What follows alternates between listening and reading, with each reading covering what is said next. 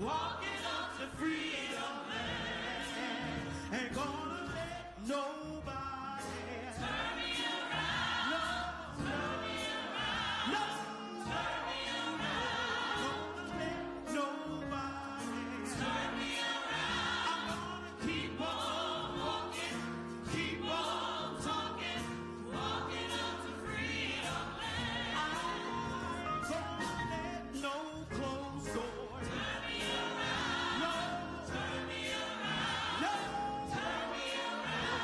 Gonna let no closed door turn me around. I'm gonna keep on walking, keep on talking, walking up to freedom land. I ain't gonna let nobody turn me around. Turn me around. Turn me around. Ain't gonna let nobody turn me around. I'm gonna keep on walking. I'm gonna keep on talking. I'm gonna walking up to freedom land. Ain't gonna let no senator turn me around. No, turn me around. No, turn me around. Gonna let no senator turn me around. I'm gonna keep on walking. I'm gonna keep on talking, walking up to freedom land. Ain't gonna let nobody turn me around. No, turn me around. No, turn me around. No, ain't gonna let nobody turn me around. I'm gonna keep on walking, keep on talking, walking up to freedom land.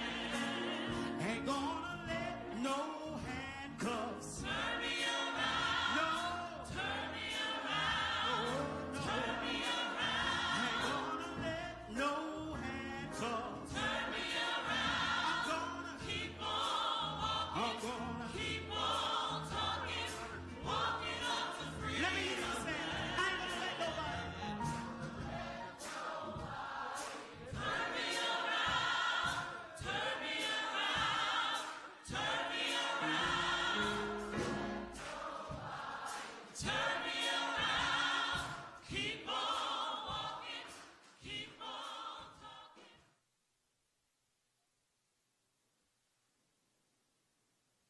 Welcome, welcome, welcome. It's Moral Mondays, and I am Reverend Dr. Liz Theo Harris, co-chair of the Poor People's Campaign, a national call for moral revival, a director of the Cairo Center for Religions, Rights, and Social Justice. And on behalf of myself and Reverend Dr. William Barber, the second out of Repairs the Breach and the co-chair of the Poor People's Campaign, who's coming live to us today from West Virginia.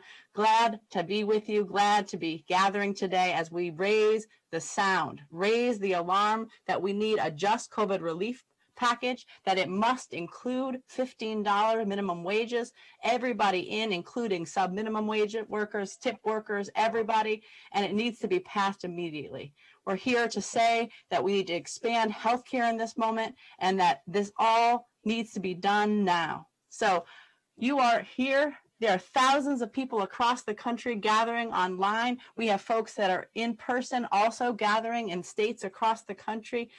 We are going to be here, and what you can do as you're in this broadcast with us is make sure you go to both the link that's on your screen or to poorpeoplescampaign.org, Moral Monday /Moral Monday, and make sure you take action together with us. That means calling senators, and we are particularly trying to put pressure today on Senator Joe Manchin and Senator out of West Virginia and Senator Sinema out of Arizona, who are threatening to block justice, to block living wages, to block exactly what put some folks in the White House and in the Senate, because they were called forward by poor and low-income people all across this country to raise the minimum wage, to expand healthcare, to address racial injustice and systemic racism. And so we need you all to be calling those senators, because they might be a senator of a state that you don't live in, or they might be a senator of a state you do live in, but they are senators that are making decisions about the lives of millions, tens of millions, hundreds of millions of people across this country. And so we need you to make sure that you make those calls. You can also send a letter to your congressperson and say, we need a just COVID relief package that includes minimum wage raises for everybody. And we know that there are 62 million workers who would benefit from raising those wages. And so we're going to go right now straight to West Virginia to hear on the ground what people have, a message for Senator Manchin and for this nation. And so we want to welcome Reverend Dr. William Barber and the West Virginia Poor People's Campaign, a national call for moral revival. We're coming here with the Communication Workers of America, with SEIU, with One Fair Wage, with a powerful group of organizations and leaders all across this country.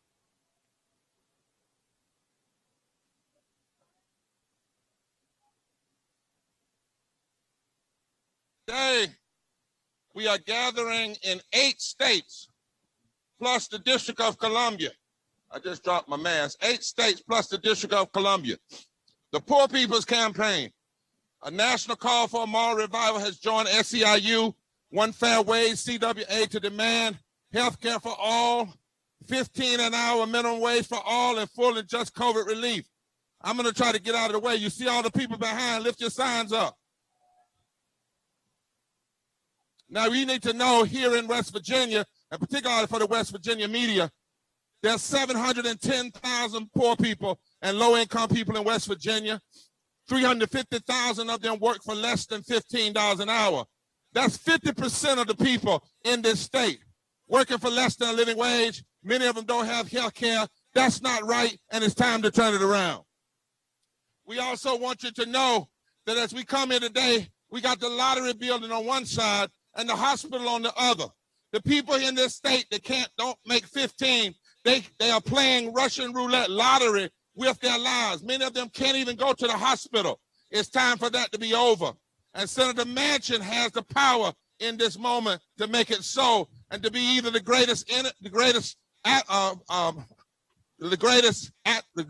advocate for justice and economic equity, or one of the greatest adversaries in this century and the last century.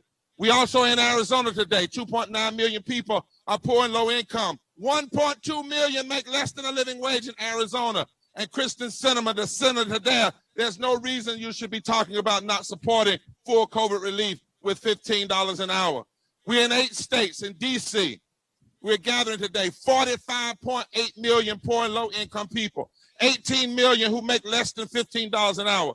We must be clear that raising the minimum wage to $15 an hour, full health care, full COVID relief is essential to lifting up those who have been hurt the worst in this society, those who have died first, those who got sick first, those who forced to go to work first. They shouldn't be the last ones to get help. And it doesn't matter to us whether they're black, they're white, they're brown, they're native, or they're Asian, or they're young, or they're old, or whether they come from urban areas, or whether they come from West Virginia, or whether they come from Appalachia or Alabama. We are God's children, and it's time for this to change.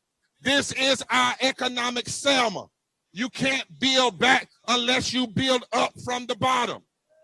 We also need to know that raising the minimum wage will lift nearly 30 million poor and low-income workers' wages and put $333 billion plus in their pockets over 10 years. These are the workers raising their children. We have 62 million people across this country who will be lifted by $15 million an hour minimum wage. Now, Senator Manchin, this is also Black History Month. And there are 2 things that we want to say to the senator. You grew up in these hills. You tell us that you grew up poor, then you know it shouldn't be that way. People shouldn't have to struggle like this. We should make sure we can do this, and we should do it now. But Senator Manchin also loves to quote Dr. King, and I'm glad he does. But you need to understand, Dr. King was for a living wage. And if you vote against this, raising a living wage, you will be blocking 44% of all African Americans workers across this country from having a living wage. It has taken Black people 400 years to get to from 0 to 725. We can't wait any longer for 15. And in the hills of West Virginia, it has taken far too long. For far too long, the people in West Virginia and in the hills of West Virginia have built this country, and it's time that somebody cares about them and lifts them up. So this is about racial equity. It's about justice equity. It's about geographical equity. Senator Manchin, because you grew up in poverty, you ought to be the strongest and the loudest for COVID relief with 15 an hour. It is because of your experience. It is because of it. You say you're concerned about small businesses. Well, small businesses grow when poor and low-wealth people have money in their pocket. That's how they grow.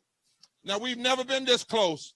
And we say to Democrats, if you turn back on this, it will be one of the greatest missteps and wrongful promises, because you promised it in your platform. You promised it in the presidential. If you turn back now, you will be abandoning the very people that voted for you. 55% of all poor and low-wealth people voted for Democrats. Republicans also. We're not letting the senator here, the junior senator. Republicans, you need to stop blocking and start lifting.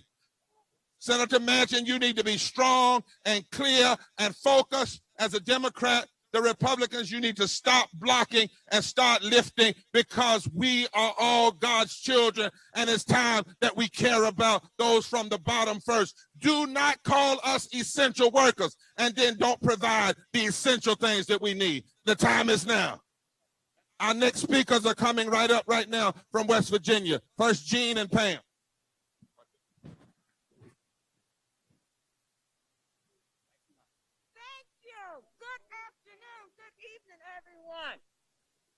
And I was born and raised here in West Virginia. I currently live in Fayette County.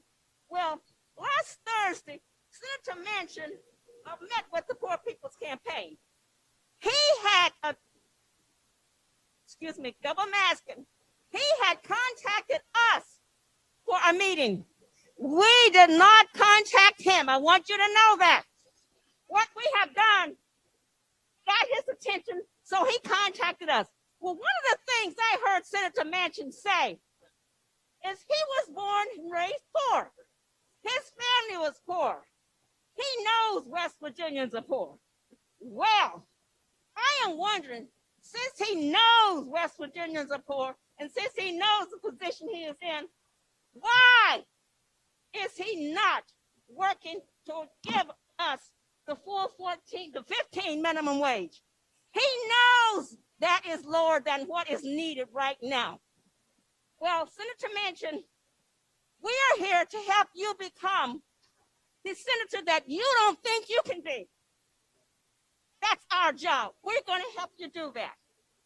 You know, we have low income. We have people who are actually the people we're talking about. They're going to come and talk to you some more. You have met some already. But we're going to keep at it. We're not quitting. We're not giving up. That's right. That's right.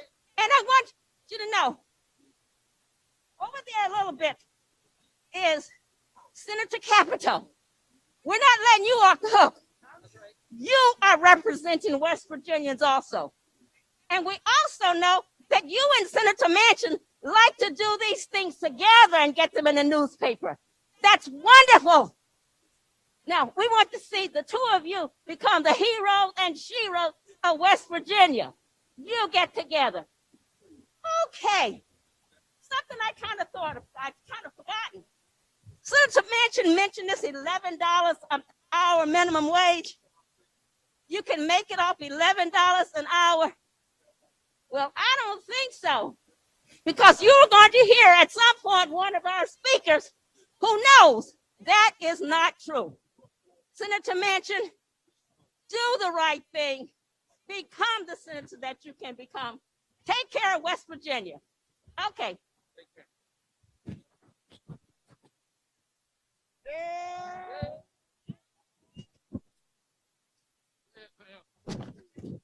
Hello, my name's Pam Garrison.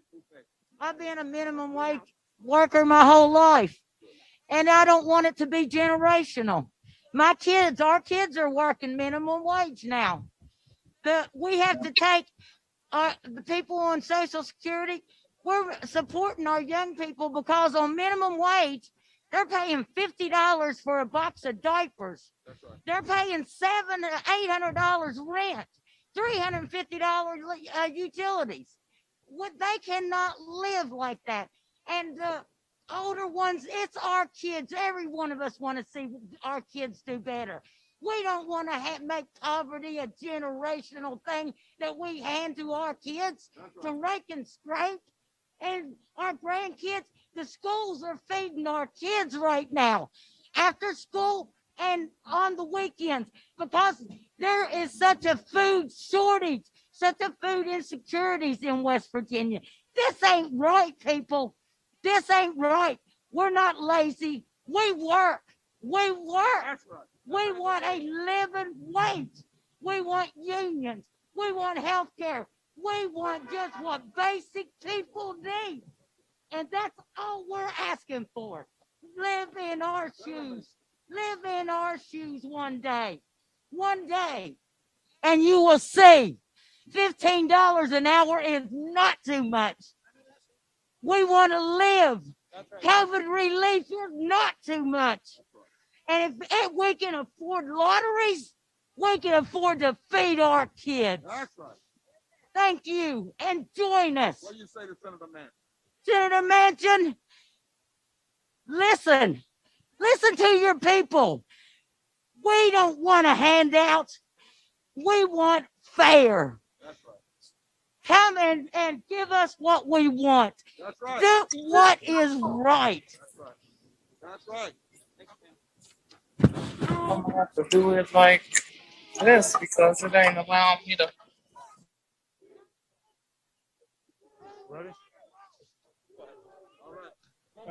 Back to Liz. My name is Matt Kerner, and anytime I speak, I like to start out by saying that I am a person living in long-term recovery from a substance use disorder. What that means to me is that for almost 15 years, I haven't had a drink or used any mood or mind-altering chemicals to adjust my reality to make my life acceptable to me. What 15 years of recovery has done for me is it allowed me to be somebody who has taken the darkest moments of my life and turned them into my greatest assets. Yes, sir. So that today I can help other people escape addiction, escape homelessness, and escape poverty. Yes, sir. When I came out of the Army in 1990, I began working the very next day in a lumber mill for minimum wage, which at the time was $3.80 an hour. That meant that after taxes, I made $138 a week for 40 hours of backbreaking labor. Adjusted for inflation, that $3.80 today would be $765, which is less money people are making now working for minimum wage than I did then. That's right. But that $138 a week meant that when I needed to see a medical specialist because I had no health care, I had to save money for months. And after I finally got that appointment, the prescriptions that were ordered for me, there was no way I could pay for those. That's right. Not right. Let's change it. Most of my money at that time went to maintaining and putting fuel in a 20-year-old pickup so I could get to work the next week. Working for minimum wage meant that as a U.S. Army veteran, I was so poor that I had to live with my mother because I couldn't afford to be self-sufficient. When I worked at that lumber mill, I was in the office one day and somebody came in and he was begging the plant manager for a raise. His wife was pregnant, and due to a complicated pregnancy, she couldn't work. She wasn't going to be able to work for an extended period of time. And he was told by the plant manager that minimum wage is our way of telling you if we could pay you any less, we would. Talk to Senator Manchin. Tell him what you need. Today I work in the addiction recovery field.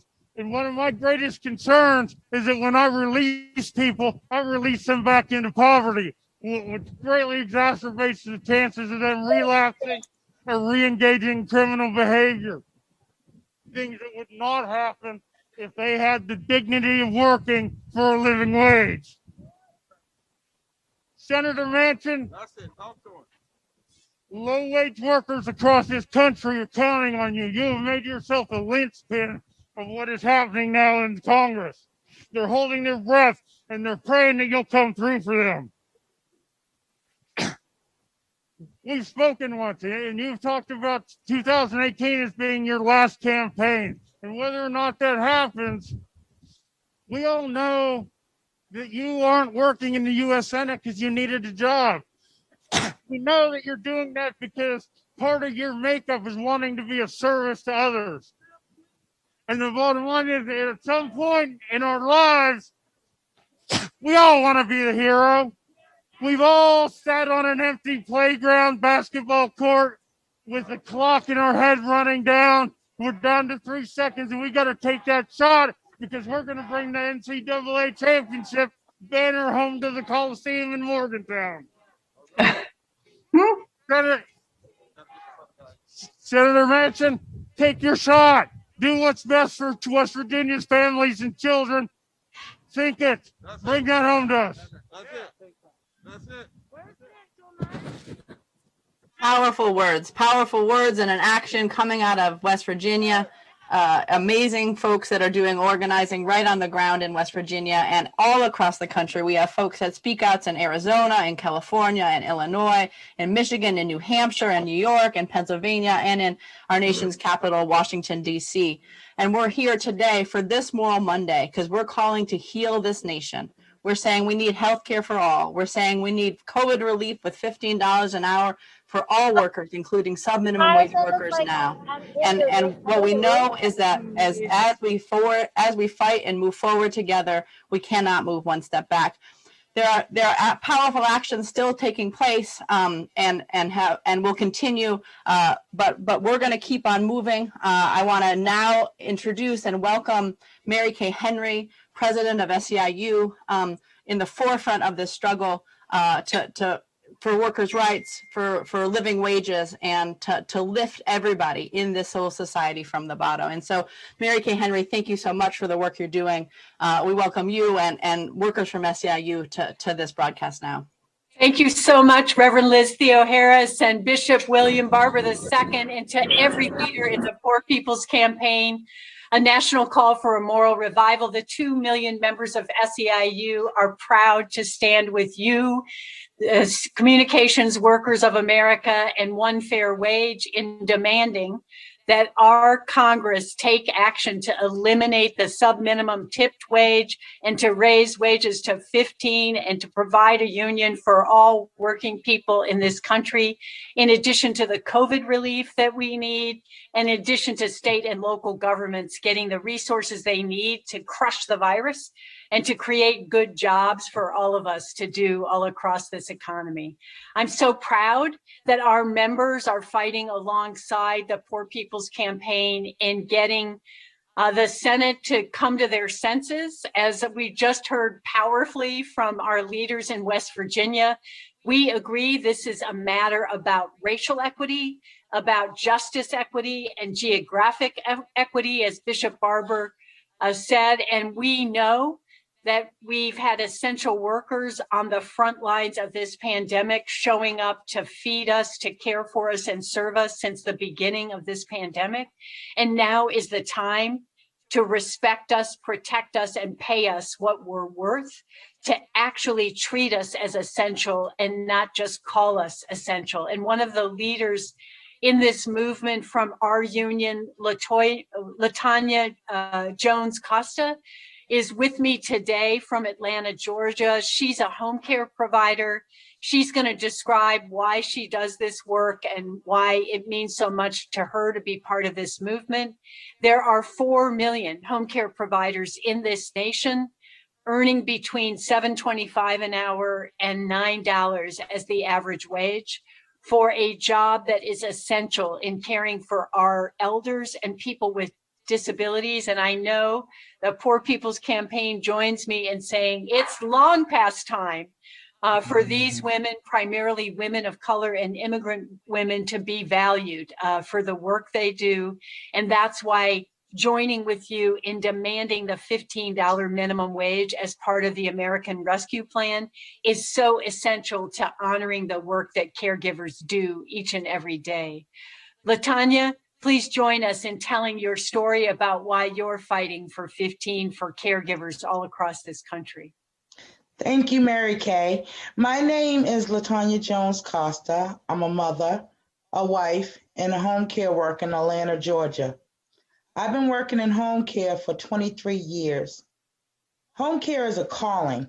We make sure seniors and people with disabilities have quality of life.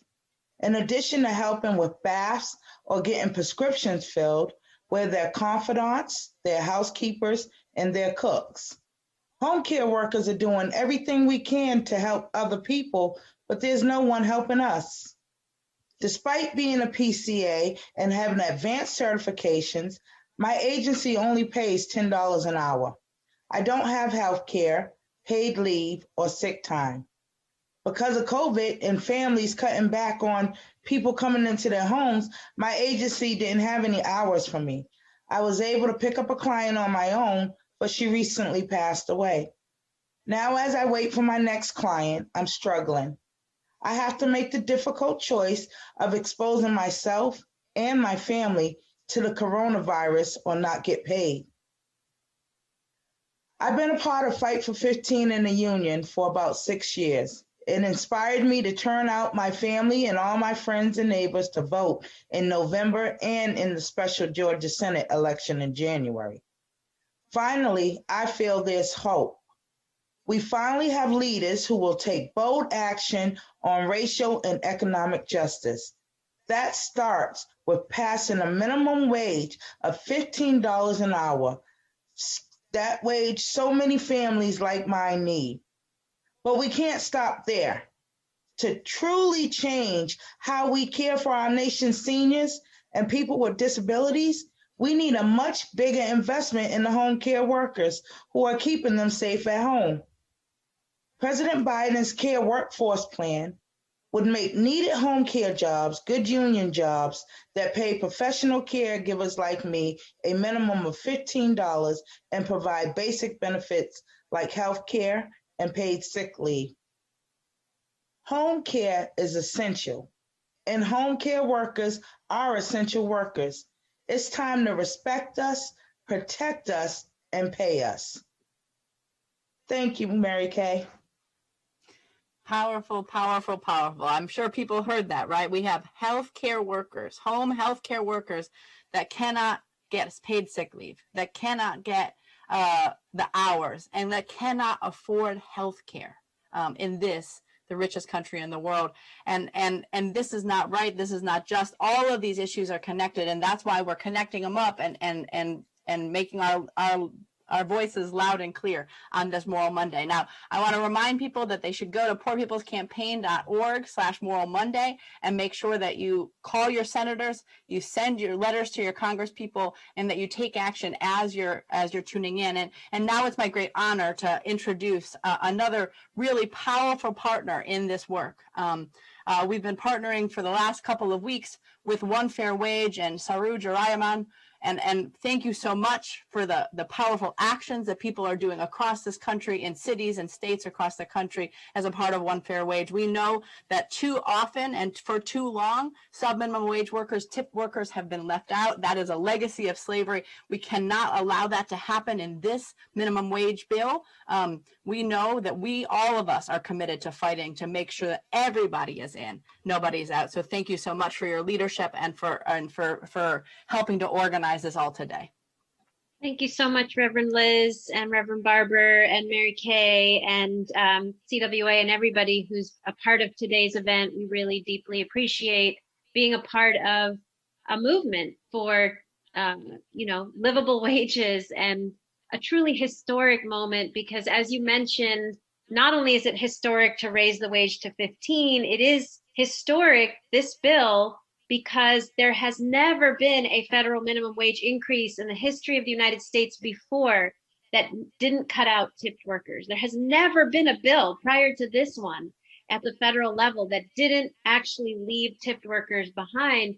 Who are tipped workers? They are literally 14 million restaurant workers, and 6 million of those are mostly women, waitresses and IHOPs and Denny's across the country that even before the pandemic, they struggled with the highest rates of economic instability and sexual harassment of any industry. And with the pandemic, that became life-threatening because these workers were asked to enforce social distancing and mask rules on the very same customers from whom they had to get tips.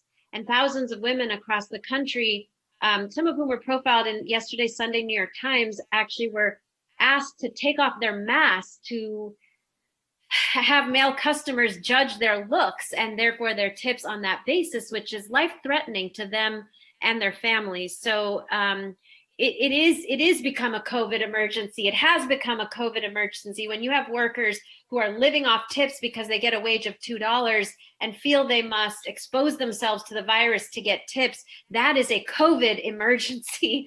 And that's why 135,000 tipped workers across the country have signed on to a petition for one fair wage, for the Raise the Wage Act, along with on Thursday, 200 small business restaurant owners came out publicly, having signed on to a letter to Congress asking for them to pass the Raise the Wage Act now. And many of those employers that signed on are with us today, providing food at the local events. I really want to thank them. We'll hear from one later in the program.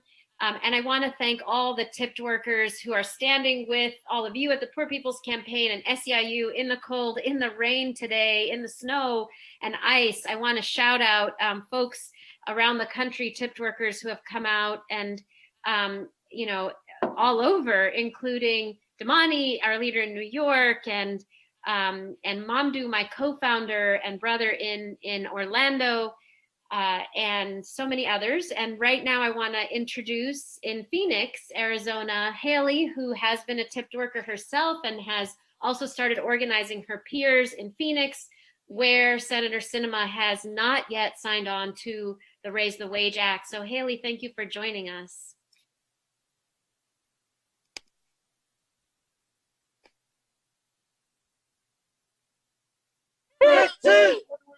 No! What do we want? 15! What do we want it? No! What do we want? 15! What do we want it? No! Yeah!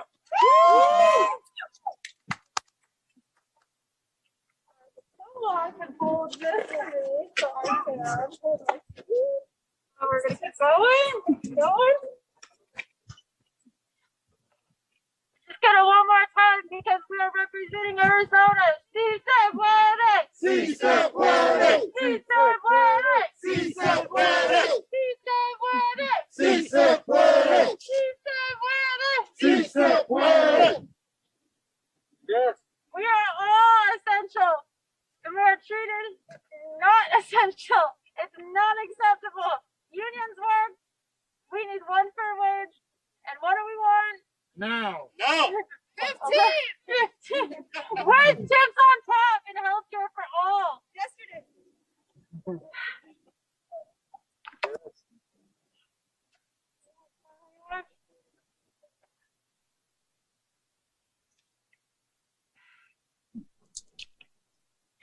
Restaurant worker jobs were hard enough before the pandemic. Once again, I'm Haley. I am a service worker. I worked in a restaurant during the pandemic. I touched forks and knives and plates. I touched masks that people have taken off their faces if they wear them into the restaurant.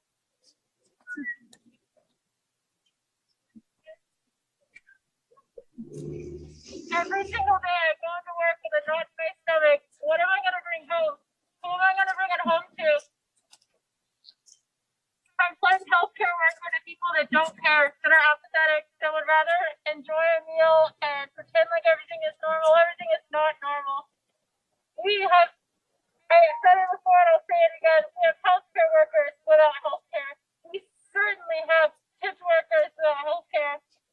It's unacceptable. But I'm here fighting for all.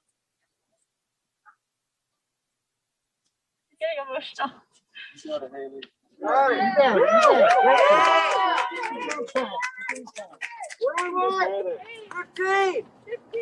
I had a worker in my back of house, 8, 9, fully pregnant, on her feet in a hot kitchen, working hours and hours and hours.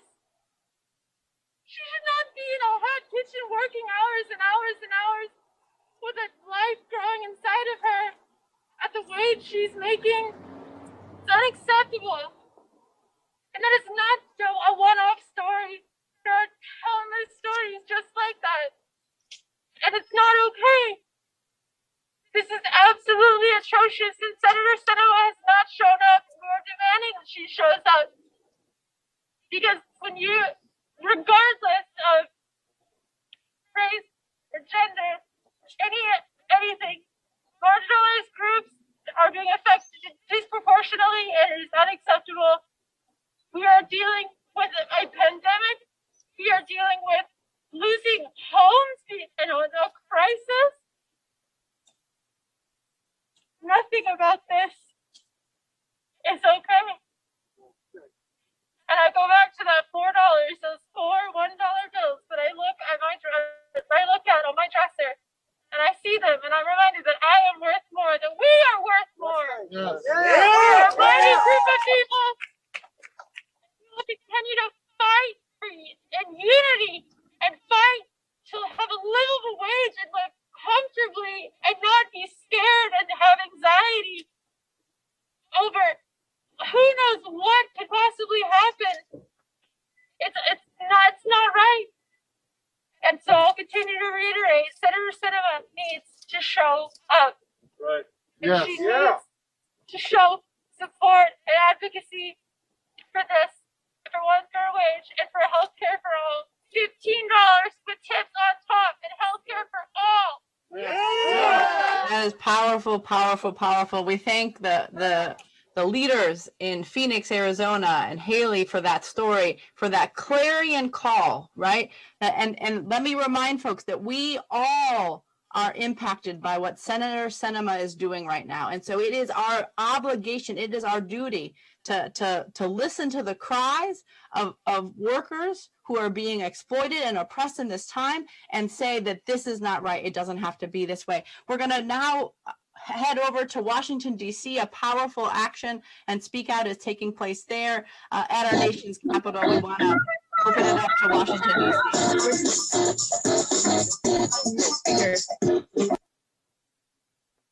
We were rocking out a little bit. Everybody was dancing, and we're ready to hear, the powerful testimonies coming out of there as well. Inspiring politician from Milwaukee, Zach Sarate.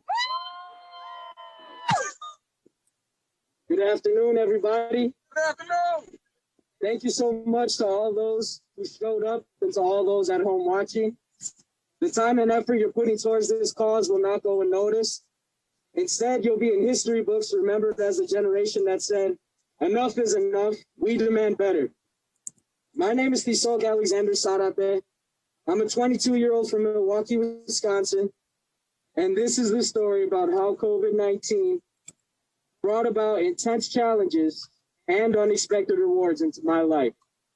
Last March, I was a senior at the University of Wisconsin-Madison. I knew that after college, I would like to explore the world and serve as many communities as possible.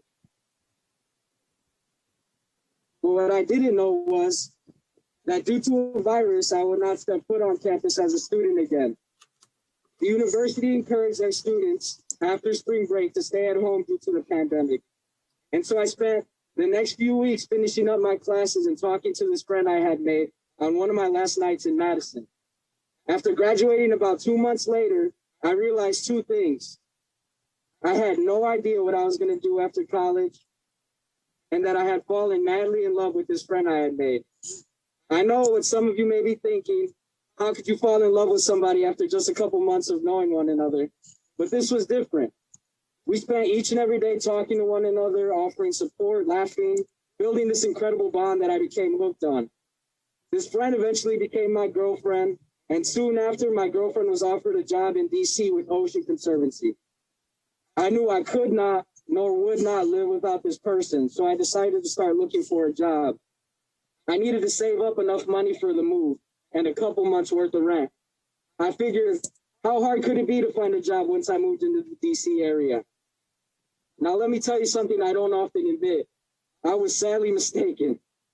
And although I was naive at the time, I was still very determined and kept a positive attitude each and every day. A week after she was offered the job, I was hired as a food server at a restaurant in Milwaukee. Here's how we got paid. Every server, busser, and waiter from each shift had to split the cash and credit card tips we earned for the day. We got to pocket our cash tips on a daily basis, and the credit card tips came to us in the form of a check on a weekly basis. This simply wasn't enough. I worked 40 hours per week and only made $300 a check. It didn't help that some folks worked harder than others, that some refused to share their chips, and that ultimately I felt undervalued as an employee by management. I'm sure some of you have had similar experiences. I mean, why is this fair? Why can't we have more respect, let alone a livable wage? But like servers are always expected to do, I stepped foot into work every day, served each cup of coffee, greeted each guest walking in and out of the building, all with a smile on my face. And that's because I believed in myself. And I believe we, as a collective, have the power to change the status quo. I needed to believe that I could turn this dream of a livable wage for restaurant workers into a reality. I needed to take a leap of faith and needed to push my limits. That's because the first step to accomplishing anything, folks, is to simply believe in yourself. I can't guarantee you that your journey in life will be easy, because mine wasn't. What they don't teach you every day is that the journey to success isn't a pretty one. In order to see the rainbow, you got to get through the rain. So keep trying your hardest and believe in yourself. I challenge you to follow your dreams and to listen to the signs that the universe is trying to give to you. It may seem like opportunity is limited and that the world is hopeless, but take it from me. You can and you will succeed. You just need to hold on to faith, hold on to hope, and most importantly, your dedication. Although finding work in DC took longer than I had anticipated, and even though I had experiences with certain establishments as a worker, which I knew were unacceptable, it was the most rewarding experience ever. I now teach a group of 4 to 6-year-olds who fill my life up with an abundant amount of positivity. Inspiring generations, especially theirs, has always been what drives me. In spite of COVID-19, I refuse to stop dreaming big. One day I'll open up my own taco stand, my own school, and become a politician so that I can advocate for things like equity and equality for all. Here I am. It's a powerful testimony going on and a powerful action at our nation's capital. We do have dreams, and that's the reason that we are here on this Moral Monday while we're organizing together. I'm going to go straight to New York City, where folks are in the snow, in the rain, in the sleet, and we'll hear from leaders there in New York City.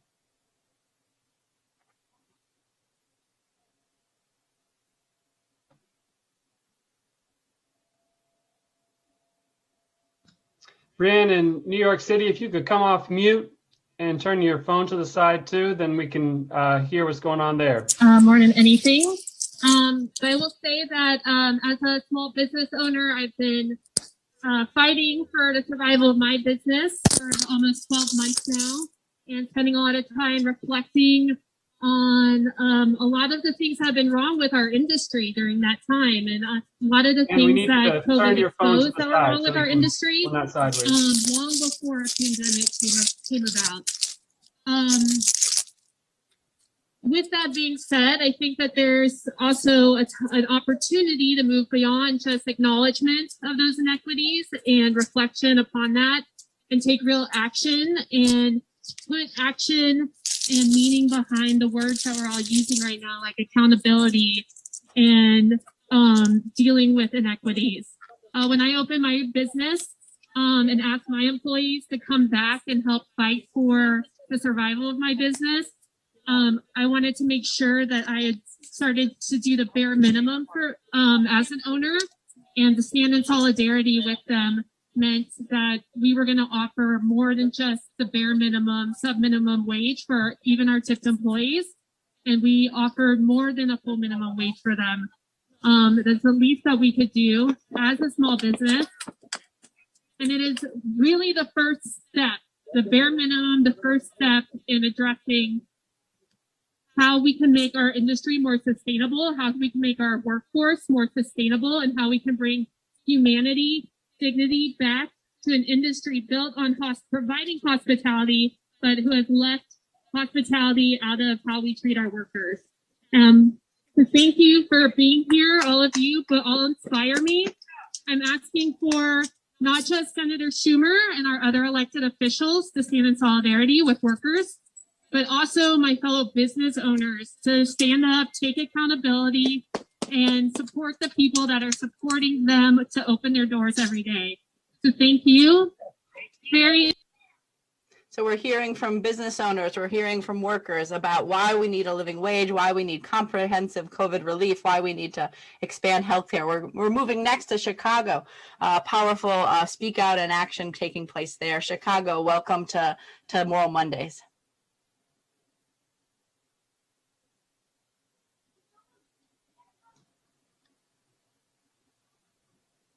Chicago, if you could unmute so we can hear what's going on there. We're gonna shut it down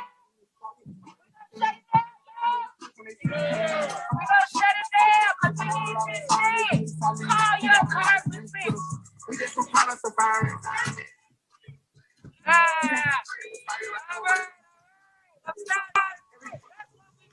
I'm sorry, we need this thing. Call your congressman, your U.S. congressperson, your Chewy Garcia, your Laura Underwood Wood. Call your Illinois U.S. congressperson. Tell them that all 10 workers need 15 on the federal level. We need it on the federal level so it can be the law of the land right now, today. That's what we need. All young people, all people, Black people, Latino people, poor people. We need what we want now, right now. Health care. We need health care. We need health care. We need housing. We need education for our kids. We need police accountability. We need all of this, and that's why we're all united out here right now. We need housing. We need health care. We need all of that. Yes, we ready to change the game. And we out here. We out here fighting. And we're going to keep being out here.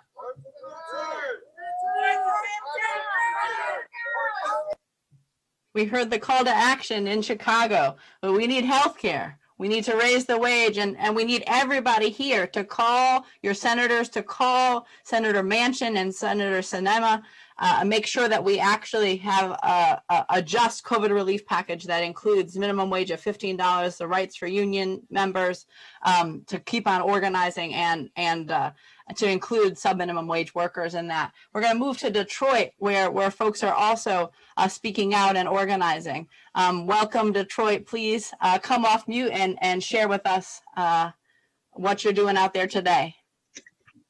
How y'all doing? We are here in Detroit. We are here fighting for one fair wage. I am Devontae Burnley. I am an executive chef, and I just wanted to kind of talk about what's going on in our city and the struggles that we're having with this one fair wage being very, very necessary for tip and non-tip workers. The restaurant industry is one of the most strenuous and most back-breaking industries to work in, where we are required to work very long hours for multiple days and unfortunately get minimal benefits and minimal pay. I can recall an experience in my life personally where at 19 years old, I became a single dad, and I having to work 50 hours plus a week at 2 different jobs just to be able to pay my rent and pay for some decent daycare to keep those jobs. Because if I didn't pay for the daycare, I had nowhere to keep my son. Thus, I couldn't work. So it's an extremely unfortunate trickle-down effect to have to pay for daycare and pay for childcare just to be able to go work 2 separate jobs and have no work to life and family balance. The stress of working on these multiple jobs, the stress, because the goal ultimately is always to work one job and get paid one place at a fair wage. Having to work 2 separate jobs, work 100 plus hours a week, and virtually have my child be raised in daycare centers and my other family caused me to actually have a mental breakdown. It pushed me into an alcohol and drug-induced lifestyle that was extremely unhealthy, and it caused me to ultimately have a mental breakdown. Having been paid one fair wage at one place for tip workers and non-tip workers is essential. Mental illness is extremely linked to the restaurant industry far too often, and a lot of that is due to monetary. It is due to not being paid. It is due to working long hours, back-breaking work, and not being paid the fair wage. it's essential that we get tipped workers and non-tipped workers paid a fair wage in order to honestly eliminate all this mental stress that's happening in the industry and give people the opportunity to actually raise their children and take care of their families in a healthy and safe way. Thank you, and that's what I got to say for Detroit. One fair wage is necessary. Thank you. Powerful Detroit. Yes, we heard it. We do need one fair wage, and we need it now. Not in a couple years, not over time. We need it now. We're going to move to New Hampshire, Portsmouth, New Hampshire. Please come with us today, and we're here ready to hear why you're out there and the action that's happening there. Hey everybody, Isaac Grimm here from Rights and Democracy, New Hampshire, out here with the leftist marching band, out here with our crew, our activists, saying that it's time for Maggie Hassan, for Senator Jeanne Shaheen to stand up and co-sponsor the Raise the Wage Act. We need them to stand with workers from across the country who deserve a livable wage. And we're out here keeping warm by dancing. I'm going to pass it over to the marching band to help us get down.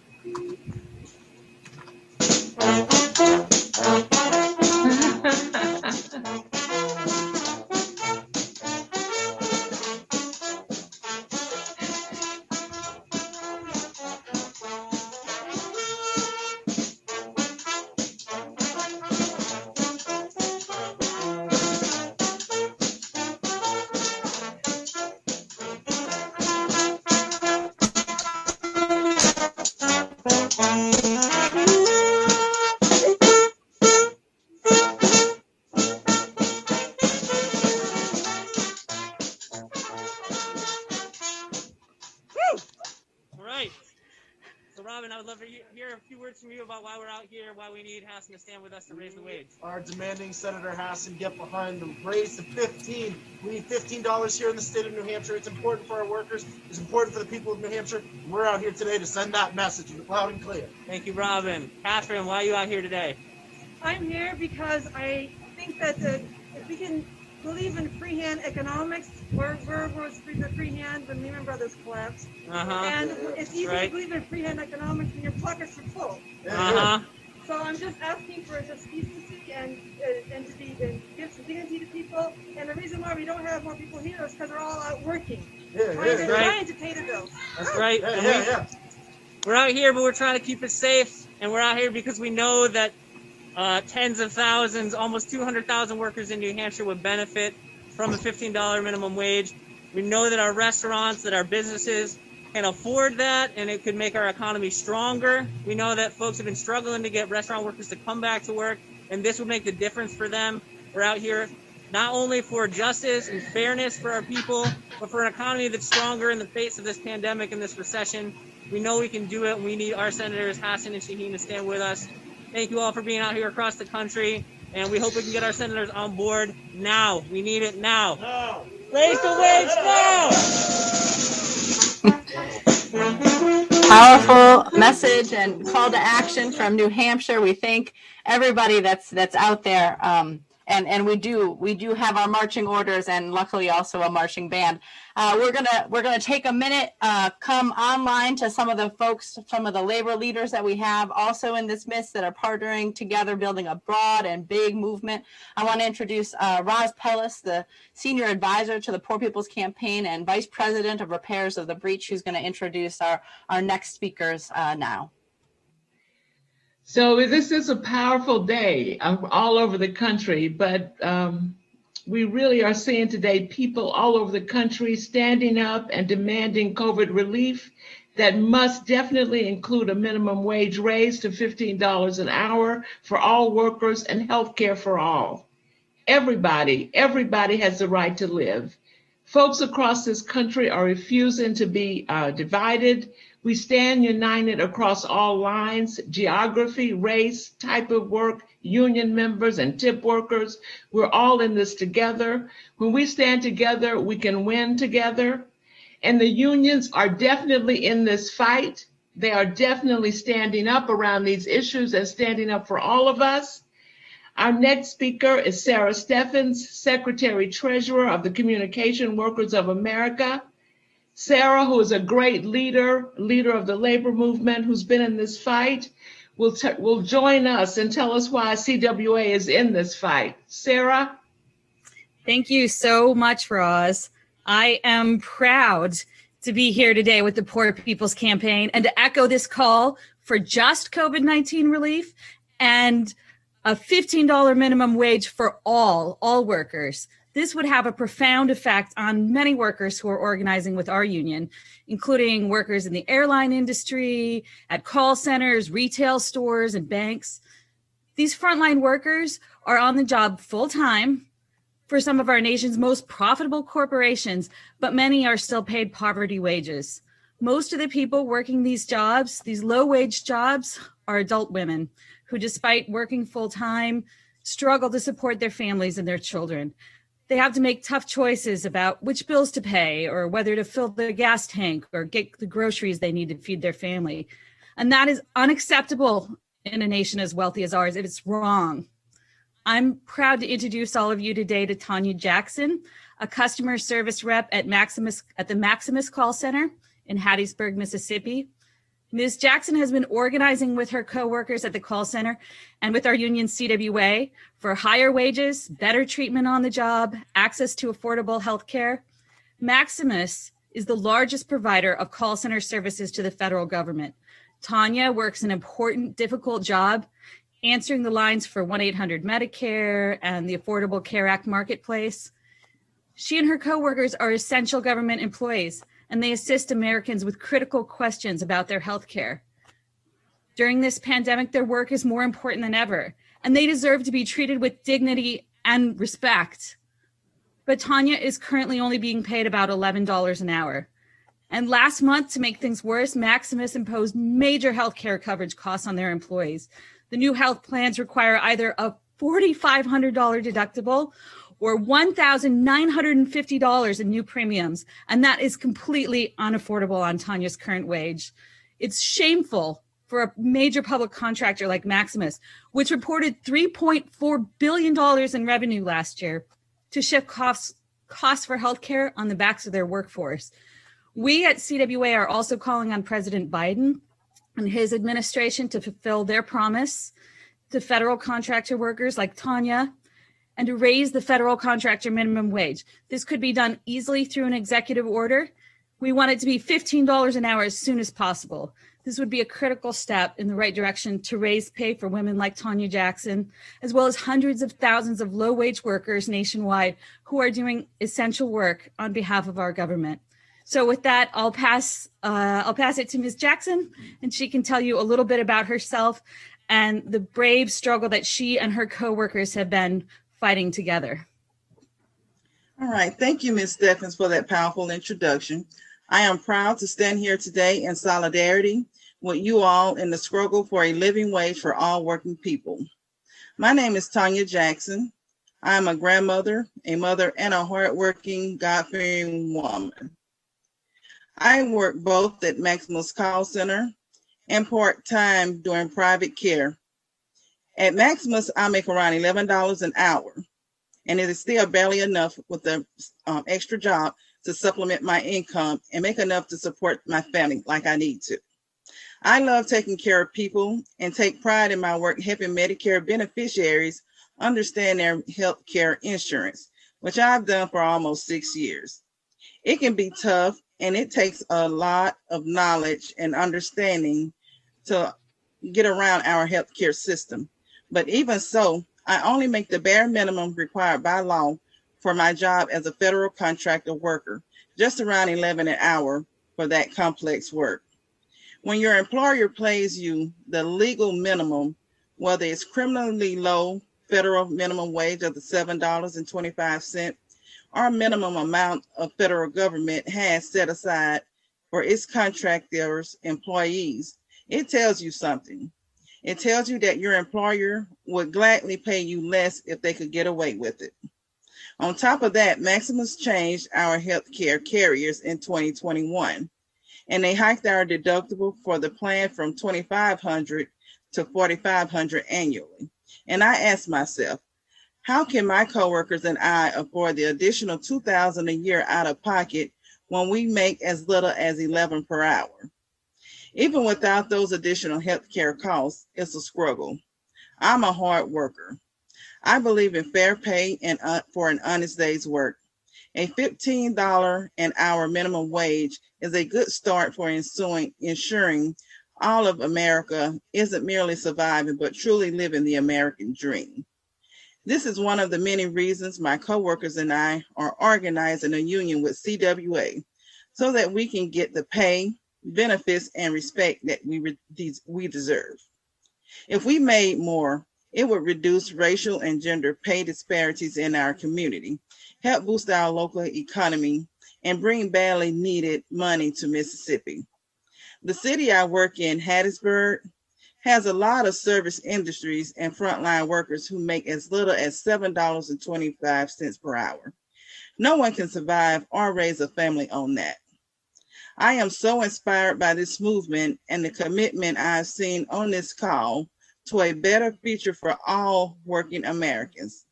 I promise to keep struggling and fighting alongside all of you until our demands for better living for all is met.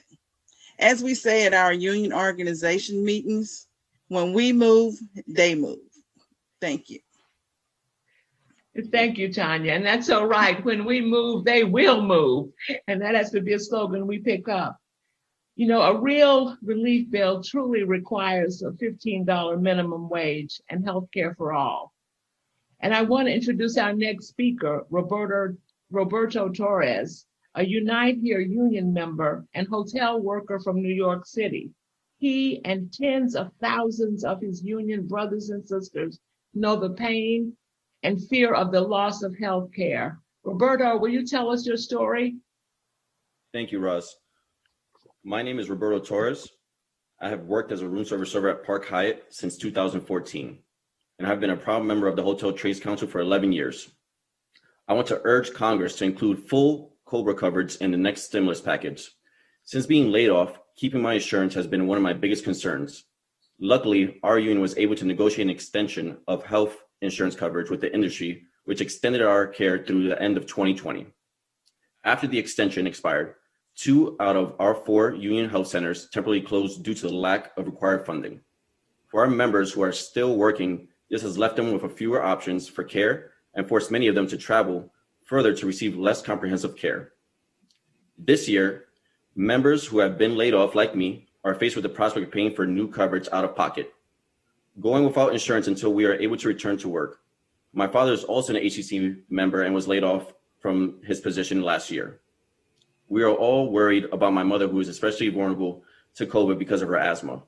For as long as I can remember, our family has always gone to our union's health centers for medical care, and this pandemic is the first time that we have had to face the possibility of losing our coverage. Without a full subsidy of COBRA, I know that many of my fellow members will not be able to afford paying out of pocket for the health insurance, which means that they will continue to go without health care for the indefinite period of time, while we wait for the hotel industry to gradually recover. While we know that our healthcare system leaves far too many people out, we will continue to fight for health coverage for everyone.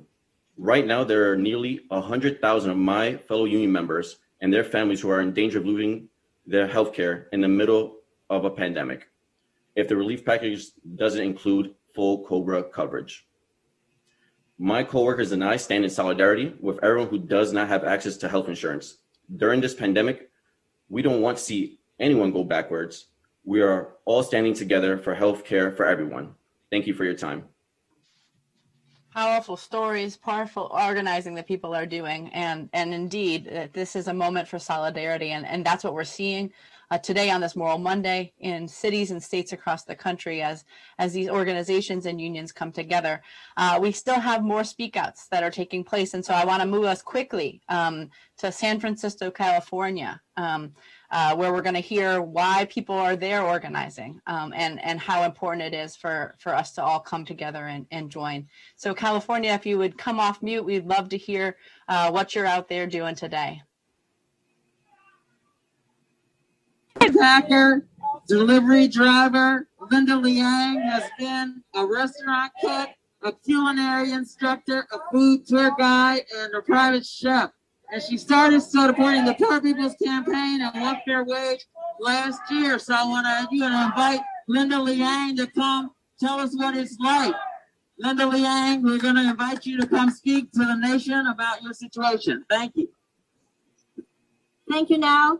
My name is Linda, and like she said, I've worked in the food service industry for the past 7 years in California all the time. So luckily, I always had one fair wage plus 4 tips on top. And the places I worked at distributed the tips equally between front of house and back of house staff. So it really helped with the peace of mind, knowing that I had a baseline wage that I can always count on. And this also shielded me from the blatant sexual harassment that workers in other states would experience. During the pandemic, when I lost my jobs, fortunately, my wages were high enough to qualify for unemployment. It took 3 months of constant follow-up, but it finally came. But all of that is just to say that I'm not immune from other issues in my industry. For example, it's extremely expensive to live here in the Bay Area. Everyone here can sort of attest to that. The living wage here is probably closer to $30 an hour. So because of that, the gigs here are extremely competitive to come by. And I've always had to have 2 to 3 jobs at any given time just to stitch together a livable income.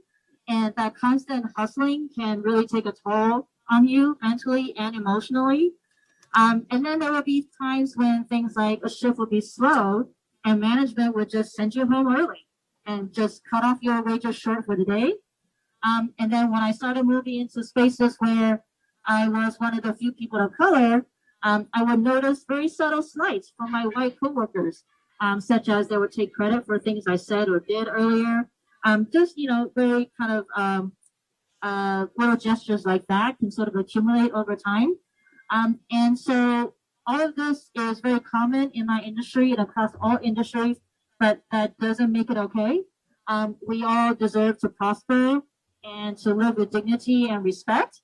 And having basic economic security just makes it a little bit easier to fight the other battles that we have to fight. So I'm really happy to be here to support workers from all over the country and Poor People's Campaign and One Fair Wage, and to demand an increase to the federal minimum wage. Thank you. Thank you so much from California. It's powerful to hear the organizing that's happening there and the call for justice, for living wages, for healthcare, and for really comprehensive COVID relief. We're going to move now from the west down to the south to Orlando, Florida. We're so excited that there's a powerful action taking place there. If you'll come off mute and tell us what you're doing, and we can take part with you. We want it now. What do we want? Justice. What do we want it Now. If we don't get it, Shut it down. If we don't get it, Shut it down. We don't get it. Shut it down. No justice. No peace. No No justice. justice. No peace. Okay, no justice. No peace. Okay, we're here in Orlando downtown, and we're here demanding that Senator Rubio sign the bill that is there in hand. So we are all with our friend here from Fight for 15, and we're asking them to sign this bill. We're asking them to make sure. We're asking them to, this slavery wage that we are getting in the whole U.S. $15. So we are demanding 15 plus tips. And I'm here with my friend from Fight for 15, and Sam is the worker at Starbucks and White House. Hi, my name is Sammy. I am a worker at Starbucks. I make $11 an hour. And that is a sub-poverty wage. That is not enough to pay the $1,000 a month rent bill in Orlando, Florida. 61% of Floridians voted in favor of the $15 minimum wage. So it should be common sense that Marco Rubio and Senator Scott vote yes for a $15 minimum wage, not just for retail hourly workers, but also for tip workers, also for workers with disabilities, and that they stick up against the Florida legislature, the trying to take away $15 from people who are supposedly hard to hire, from people who are under 21, from people who are returning citizens who have served their time. And so we're asking today that Senator Rubio and Senator Scott both vote yes for the $15 minimum wage nationally, and that they stand up for Floridians across the state and make sure that they all get $15 an hour. Thank you so much. What do we want? Powerful statement. What do we want? What do we want? 15. When do we want it now? When do we need it now? So it's powerful to hear the protests, the voices, the stories, the testimonies we heard it from Florida, right? Where in record numbers, poor and low income people turned out and voted for living wages. And we saw this across the country. We have one more place to go, and that's Pennsylvania. The action was kind of rained out today, but we want to hear from Tammy Rojas out of Pennsylvania about why people are organizing, why we need to include healthcare, expand healthcare, why we're making the connections between living wages and healthcare and vaccine equity, and why we need to do this now. So Tammy, thanks so much for being here with us. Thank you, Reverend Liz. So my name is Tammy Rojas. I'm the Central PA organizer with the People First PA, a grassroots human rights statewide organization campaigning for healthcare as a human right in Pennsylvania. And I'm on the coordinating committee of the PA Poor People's Campaign, a national call for more revival. As I'm speaking here, dozens of people are gathered digitally due to a winter snowstorm in Pennsylvania from across the entire state to hold Senators Pat Toomey and Bob Casey accountable to the demands of the Poor People's Campaign, such as $15 in the COVID relief bill, healthcare for all, and equity in the vaccine distribution. For several years, I worked as a home healthcare aide, making $10 to $12 an hour, and the work was taxing on my physical and mental health. The insurance plan offered by my employer was neither affordable nor did it actually give me the coverage for the care I needed. I was uninsured for a while as I fought to have my Medicaid switched to MAUD, medical assistance for workers with disabilities. It's a form of Medicaid offered with a low monthly premium for people who are employed. There were times even the premium was difficult to afford, and if you don't pay, they drop you quickly. Due to gaps in my healthcare coverage and lack of funds, I developed long-term health conditions that could have been prevented if we had healthcare as a human right in the United States. It's not fair to make people choose between healthcare coverage and employment. No one who gets living wages should be thrown off Medicaid, which is what might happen because we don't have universal health care. If I would have made $15 an hour as a healthcare aide, I would have been dropped from Medicaid and forced to purchase employer insurance or continue to be uninsured. I contracted COVID-19 the end of January 2021, and the lasting health effects make it impossible for me to do the work as a home healthcare worker anymore. I'm still experiencing fatigue, trouble breathing with the slightest exertion, and COVID fog brain that's affecting me in a variety of ways. I find myself feeling wiped out just doing simple tasks like cleaning the cat's litter box, cleaning the toilet, or gathering trash. Walking up and down the steps of my apartment building causes me great pain and causes my heart to overwork and takes my breath away. The COVID fog brain has me experiencing depression symptoms, trouble thinking deeply, forgetfulness, getting my thoughts to come out in words or phrases that make sense to others. And the oddest part is, I don't feel the sensation of hunger, thirst, or even feeling full. So I have to be really on point that I'm drinking and eating and not overeating as well. COVID-19 affects everyone differently, and for many, the symptoms linger on. It's been almost 4 weeks for me since I was exposed or experienced the first symptoms, and I'm still having lasting symptoms. This virus is no joke, And it's high time the working class demands we get health care as a human right, because hundreds of millions of us need it, and tens of millions are needlessly suffering without it. Learning from our experience in the pandemic, we must pressure the administration to separate healthcare from employment and stop pandemic profiteering by passing a truly universal single-payer healthcare system. Thank you so much, Tammy, for your words, for your call to action for us, and for reminding us that we could do better. We have the resources to do it, and it's just lies. It's just the lie of scarcity that keeps us in this situation. And so I think it's very fitting and very connecting to then pass it back to Saru, who's going to introduce our next speakers, because they show us that it can be done differently. There is another way. Thanks, Reverend Liz. There's one other state we wanted to uplift, which is Colorado, where Senator Hickenlooper has not yet signed on to the Raise the Wage Act. And we hope the fact that he was a former restaurant owner will not keep him from doing the right thing and endorsing the Raise the Wage Act and a full COVID package with healthcare reform. So we'd like to introduce Day Noguera, who's a worker member in Denver, Colorado. She couldn't join us live because of a health emergency. Hi, my name is Day Joali from Denver, Colorado. I have been working in the industry for 6 years, and like many others, my life has been affected by the COVID-19 pandemic. I am constantly having to expose myself to the virus, and I have been experiencing a new form of harassment, which is from those who take it upon themselves to defy the CDC guidelines. I have been yelled at many times. I have been called the B word.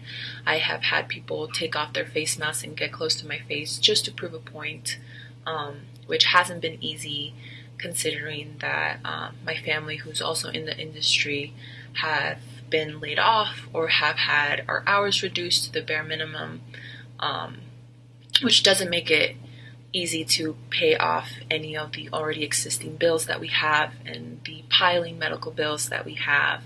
And I personally have had to take off a semester off my school to be able to afford living, and I'm still trying to pay off my last semester. So it has been very hard, especially because the income hasn't been what it used to, which wasn't a lot previously anyway. We're trying to make it through. I am still trying to make it through. I'm hoping that I can get back to school and get back with my goal by next semester, but by the looks of things, if things don't change soon, it will probably be another year until I can afford to go back into school, which is unfortunate because I have so many goals that I want to accomplish that I just can't. Anyway, thank you for your time. Bye. Thanks, Day. And then also have a fabulous small business restaurant owner from Colorado, who's both in Colorado and Arizona. Thank you, Pete Turner, owner of Illegal Pete's in both Colorado and Arizona, where we've got senators in both states still not signed on. Thank you for your patience, and thank you for joining us today. Thank you for having me. Excited to be here, and yeah, have the pleasure of doing business in both states. I've been in Colorado. August 15th will be 26 years. Celebrated our 25th anniversary in a weird year last year. And been in Arizona for 6 years. Anyway, so yeah, talking to Senator Sinema and Hickenlooper again this Wednesday. Anyway, as a business owner, we implemented what we called our living wage program starting in June of 2015, where we took our tipped minimum wage from $9 in 3 bumps over 3.5 years to $15 minimum with tip on top. That last raise to $15 was January of 2019. And so we are a successful example, kind of a business model of how minimum wage increase and reset is not only the right thing to do, it's good business. And in that time, in the plus years, we've almost doubled our store count, and our average unit volume has gone up by about 50%. We've got very low turnover because, for obvious reasons, and a highly engaged staff that has allowed us to see top line sales growth, but bottom line efficiencies and more engaged staff that are really looking out for the business. And so I am here to basically advocate for the minimum wage increase. And I also agree with healthcare and everything else, but I'm kind of going to bat for the minimum wage, the Raise the Wage Act, because I've seen it work. And I think it's the number one most impactful thing that we can do as a country right now, is to get those 30 million plus frontline, minimum wage workers a raise. And those are the most impactful dollars that anyone in this country will see right now. And basically essentially every one of those dollars raised will go right back into the community. And it allows our workers, we've seen it, to work the one job with dignity and to raise a family and to go out and be customers, to engage in the community and not have to struggle with working multiple jobs and not even be part of the community. So we've seen it impact, our local community. And,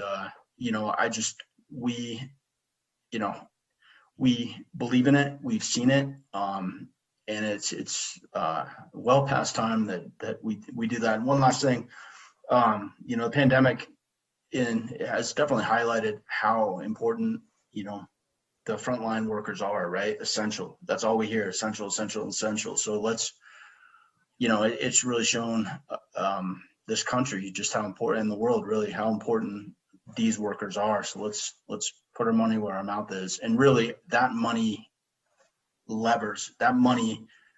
builds on itself, right? In time and just quality of life and people being able to engage again, schools, communities, etc. I mean, it's well past time. And again, I'm willing to talk whenever needed, because it's been really good for my business. So. Well, thank you so much. Powerful words from a really influential business leader, showing us that we can do better, and in fact we must. So in the Poor People's Campaign, a national call for moral revival, we always say we can't be loud and wrong. And so we want to kind of close out our broadcast today hearing from an economist and a president of the Economic Policy Institute, a true partner in this work with the Poor People's Campaign and the movement, who have taught us and who we have worked together to say that actually lifting wages, that actually having healthcare, that the lifting from the bottom actually is what's best for this economy. We hear so many lies in this moment that this is gonna, hurt rural communities, and we and all of these other kind of lies. And so we want to hear. And so I welcome Thea Lee to this program. Thank you so much for being with us and for everything that you do.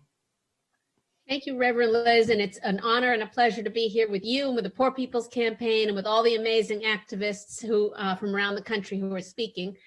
And I just wanted to say how important this is from an economics point of view, that we need to raise the minimum wage to $15 an hour. We need to get rid of the sub-minimum tipped wage, and we need to index it to inflation so we don't have to go through this charade every couple of years, this political football, because this is exactly, as Pete said, exactly what the economy needs for a robust recovery. That putting money into people's pockets who need it, the pockets of essential workers, of people who have families, is exactly what we need to get the economy jump started again. And because we've seen with the pandemic how incredibly unequal and disparate both the recession and the health impact of the pandemic have been, we know that the minimum wage is one of the most effective tools in our policy toolbox for addressing racial injustice, for addressing gender injustice. Women and people of color are the majority of people who are earning the minimum wage, and therefore we would lift about 32 million people's wages. That is good for the economy. We lift about more than 1 million people out of poverty, and all the research shows that there really is not a negative job impact of raising the minimum wage, that this is what causes people to be able to stay on the job, to be more productive on the job, to get to work, and to stay healthy. So we at Economic Policy Institute are so proud to partner with the Poor People's Campaign and to support this important work. Thank you so much. Thank you, Thea, and thank you everybody for joining us today. We've heard from tip workers, we've heard from home healthcare workers, we've heard from call center workers, we've heard from unemployed folks and those without healthcare or with inadequate healthcare. We've heard from movement leaders and from business leaders and from economists, and we all are saying the same thing. We need a just COVID relief package. We need to raise wages immediately for a minimum, for a floor, for a compromise of $15 an hour. And we have to include everybody in, nobody out. We need to expand healthcare, and we need to make sure that we ensure the rights and liberties of all 140 million people who are poor, or one healthcare crisis, one pandemic, one job loss, one storm, one energy outage away from economic ruin. We are here to say that we're rising together in power, and we need people to keep on taking action together. That means we need you to call your senators, to call your congresspeople, to send in letters to your senators, to send in letters to your congresspeople, and also to call the senators of both Arizona and West Virginia who are currently threatening to block what Reverend Barber has called the Selma moment of our lifetime. And so we cannot miss this moment. We cannot continue to have low wages. We cannot continue to not expand healthcare in a major health crisis. We cannot continue to leave out some workers and to divide and conquer people. So it's been a powerful time together today. We thank the Poor People's Campaign, thanks One Fair Wage. We thank Communication Workers of America. We thank SEIU. We thank Unite Here. We thank all of the leaders and our coordinating committees and activists and organizers from different organizations, including those here, for making a noise together, for raising these issues together, for coming together and forward in power. So please make sure that today and all this week, you go to the poorpeoplescampaign.org website and you make sure that you do call your senators. We have a very easy tool to do so, that you do call those senators in West Virginia and in Arizona, and that you continue to stay engaged and putting action together. So we thank you for being here. Thank you for the actions that are taking place all over the country. We've had thousands, tens of thousands of people joining us online today, and we have so many folks in 8 states and DC taking action together in the streets, despite the weather, despite COVID, doing it very safely, but coming together in power. So as we say in the Poor People's Campaign and in this movement, we're going to move forward together and not one step back. And that's indeed what's happening. Forward together, not one step back. We'll see you all next week. We'll be here again for Moral Mondays. May we all rise in power, and may we win wages and union rights and healthcare and everything that people need to thrive, not just barely survive.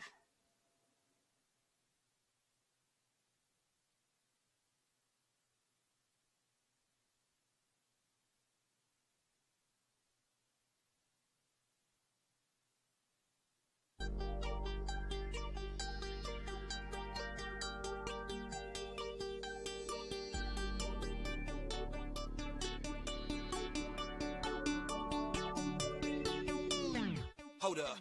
I ain't going. All I know is work. I ain't going. All I know is I ain't going. All I know is work. I ain't going. All I know is hold up. All I know is work. All I know is work. All I know is work. All I know is work. All I know is work. All I know is work. All I know is work. All I know is work. 15 in a union.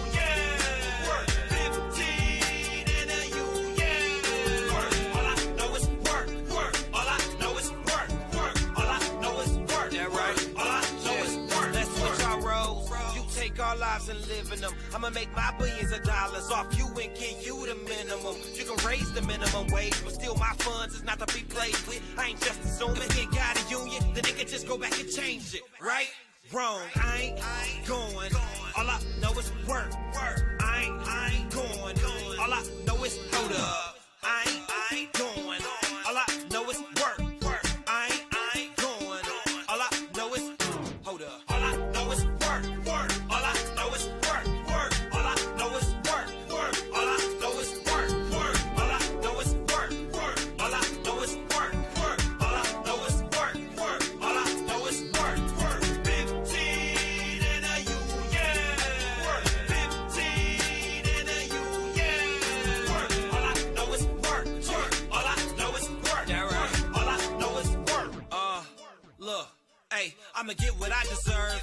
These people got some nerves. Got me working all of these hours and I'm still broke up on the first. Man, please, they can't tell us no. You can keep the favors. I just want my dough. And if they don't, then I ain't going. All I know is work. I ain't going. All I know is hold up. I ain't going. All I know is work. I ain't going. All I know is work. All I know is work. All I know is work. All I know is work. All I know is work. All I know is work. All I know is work. All I know is work. All I know is work. 15 in a union. 15 in a union. All I know is work. All I know is work. All I know is work. All I know is work. I ain't going. All I know is work. All I ain't going. All I know is I ain't going. All I know is work. I ain't going. All I know is hold up.